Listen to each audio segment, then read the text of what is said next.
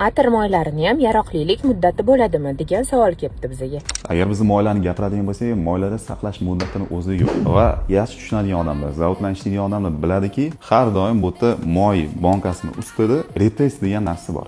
Retest bu nima?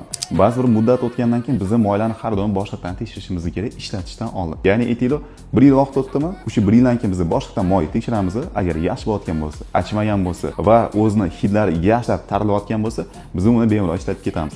Va bu yerdan bemalol ko'rishingiz mumkin bo'ladi. Bizda date of manufacture deb yozilgan bu yerda, ya'ni ishlab chiqarilgan sana bu yerda 31-iyul bo'lyapti, 25-yil va bu yerda retest data bor. 31-iyul 26-yil.